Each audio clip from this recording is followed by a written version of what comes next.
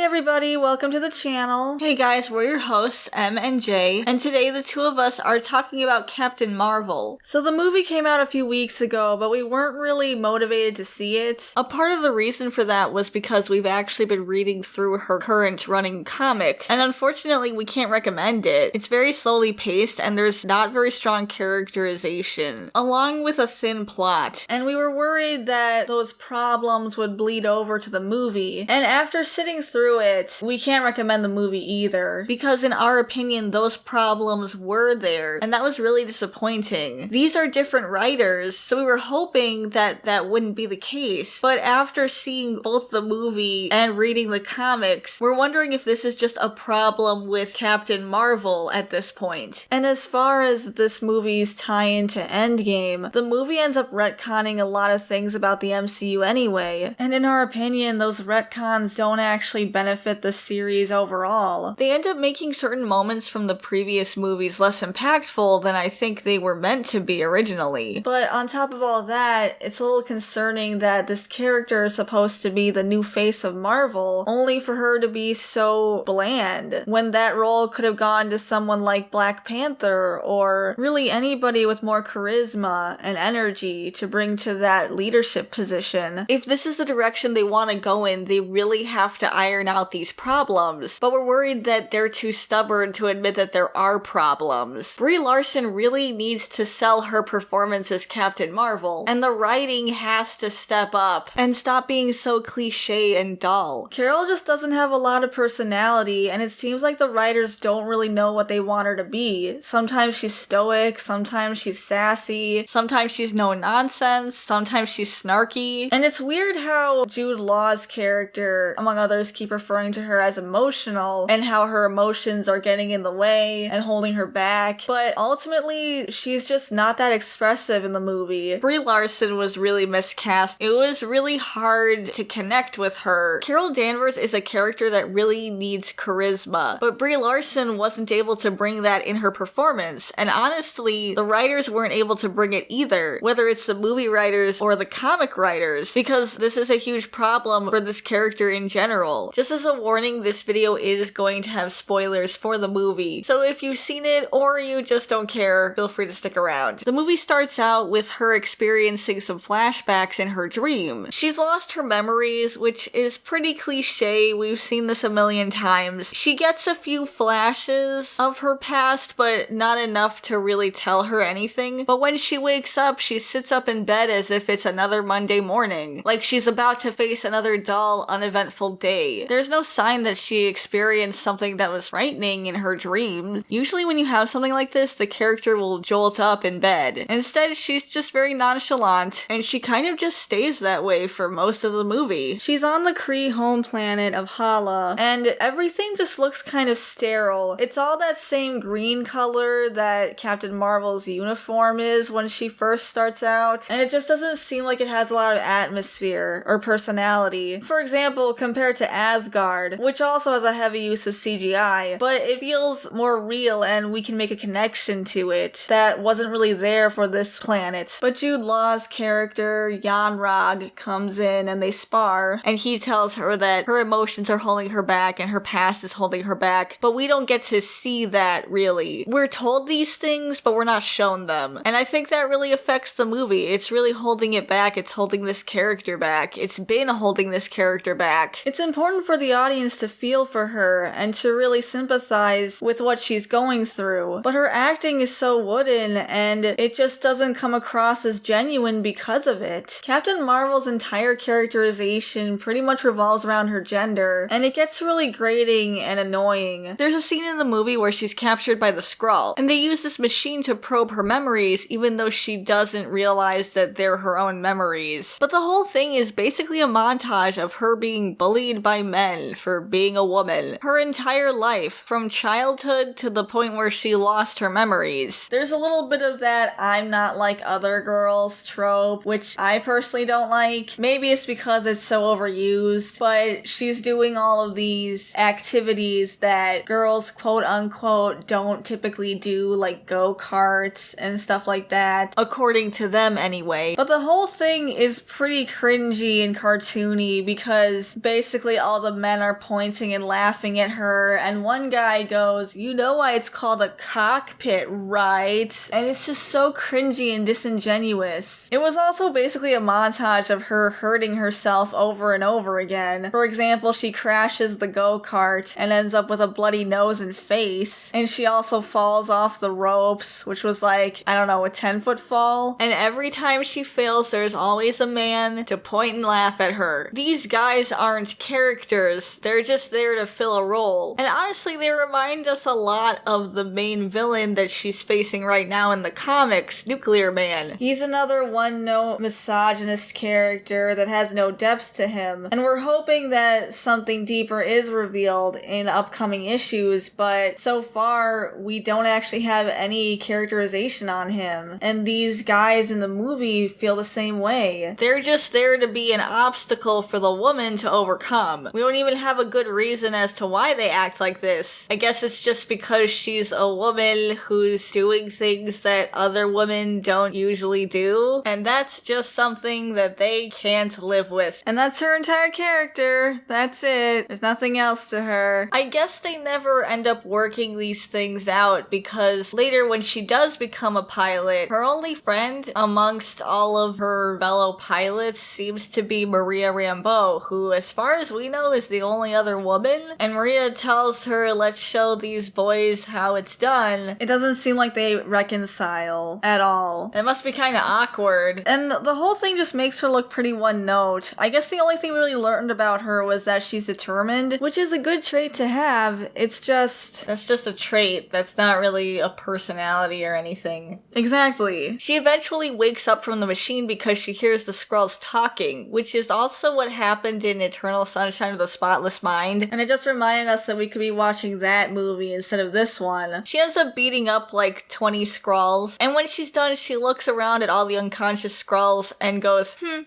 then walks away. Why did they feel the need to do that? Maybe they were trying to add personality, but I also feel like it's pretty stereotypical. Like she's that snobby girl who thinks she's better than everyone. Honestly, she just beat up like 20 people. You could let that speak for itself. Just have her get out of there. Instead, she takes a moment basically to gloat. It comes off as more obnoxious than charming. She manages to escape to Earth, and the movie picks up a little more here. The first part's honestly kind of boring, but when we get to Earth, everything's a lot more colorful and interesting and nicer to look at. I know it's not really fair to compare a CGI planet to actual Earth, but I think it just means that they needed to be a little more creative with the CGI world. We also run into Nick Fury and Agent Coulson. Coulson isn't actually in the movie that much. We were expecting to see him more. It's mostly Nick Fury and Captain Marvel. I don't mind a younger Nick Fury who's a little more open to making jokes and a little less hard-boiled. But ultimately, this Nick Fury felt like he didn't really match up with what we know about Nick Fury from the greater MCU. There were times where he really felt out of character. Because of all these retcons, we find out that Nick Fury has been lying to us for years, and I have a big problem with that. They made such a big deal about the Asgardians and the aliens in the previous movies, how Earth wasn't prepared for this, and they never expected otherworldly beings to be their opponents, and now it turns out that Nick Fury hung out with one for a while, back in the 90s, and she's apparently the inspiration for the Avengers, so Captain America being the first Avenger doesn't really mean anything anymore because Carol was the one who inspired the Avengers anyway, and it just would have been really nice if they had given this more thought when they were writing the screenplay instead of just putting whatever they wanted in order to boost Carol's character, because that's what it feels like. We've seen all these interviews of the cast and crew behind the movie praising her character as being the strongest and the best. We were told that she was the new face of the MCU before she was even in an MCU movie. And it's really frustrating to have all these years of build-up and investment into this cinematic universe, only to find out that so much of it was retconned for some new character that we're supposed to just fall in love with before we even see her movie. And then we see her movie and it was pretty bland. There's a scene where Carol is looking at a map